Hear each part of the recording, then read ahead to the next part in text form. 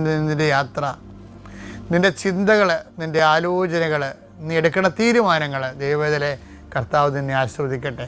നീ ആരെ കോൺടാക്ട് ചെയ്യുന്നുവോ, ആരോട് ഫോണിൽ സംസാരിക്കുന്നുവോ, എവിടെ കൂടി നീ സഞ്ചരിക്കുന്നുവോ, എന്തിനു വേണ്ടി സഞ്ചരിക്കുന്നുവോ, നിൻ്റെ യാത്രകളെല്ലാം ലക്ഷ്യങ്ങളെല്ലാം കർത്താവ് അനുഗ്രഹിക്കട്ടെ. പഠിക്കുന്ന മക്കൾ, പഠനം നിന്നുപോയവർ, പഠിച്ച് തോറ്റുപോയവർ, പഠനം മടുത്തു പോയവർ, കർത്താവ് ഡിപ്രഷനിലേക്ക് പോയി കണ്ടിരിക്കുന്നവർ, കർത്താവിൻ്റെ ശക്തി അവരിലേക്ക് ആവശ്യിക്കട്ടെ എന്ന് പ്രാർത്ഥിക്കുന്നു. അകന്നുപോയ പിരിഞ്ഞ് മാതാപിതാക്കൾ, ഭാര്യ ഭർത്താക്കന്മാർ ഒരുമിച്ച് കൂടാൻ ആഗ്രഹിക്കുന്നവർ, അവർ കുടിച്ചും കൂടാൻ സാധിക്കുന്നവർ, കർത്താവ് വാശിയോ വൈരാഗ്യം കൊണ്ട് പരസ്പരം പറയാതെ അവരെല്ലാം ഐക്യപ്പെട്ട് ജീവിക്കാനുള്ള കർത്താവെ അവർക്കുള്ള ഒരു താഴ്മ കൊടുക്കണമെന്ന് പ്രാർത്ഥിക്കുന്നു. താഴ്ന്നു കൊടുക്കുന്നവൻ ദൈവത്തിൻ്റെ സന്നിധി വിജയിച്ച് നിൽക്കുന്നു എന്നുള്ള ബോധ്യത്തിൽ കൂടുതൽ ആധ്യാത്മികമുള്ളവർ കൂടുതൽ എളിമപ്പെട്ടുകൊണ്ട് ആ വിഷയത്തിന് ദൈവമഹത്വത്തിൻ്റെ തീരുമാനമെടുക്കാൻ വേണ്ടി കർത്താവ് നിന്നെ സഹായിക്കട്ടെ എന്ന് പ്രാർത്ഥിക്കുന്നു. വിവാഹം താമസിക്കുന്നവർ ആശ്രയിച്ച് പ്രാർത്ഥിക്കുന്നു.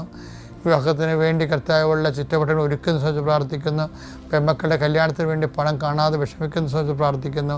എൻ്റെ കർത്താവിന് വിരുദ്ധമായ നാമത്തിൽ, സഭയുടെ അധികാരത്തിൽ, കുരിശിൻ്റെ അടയാളത്തിൽ, ദൈവശക്തിയാൽ ഞാൻ മക്കളെ ആശീർവദിക്കുന്നു.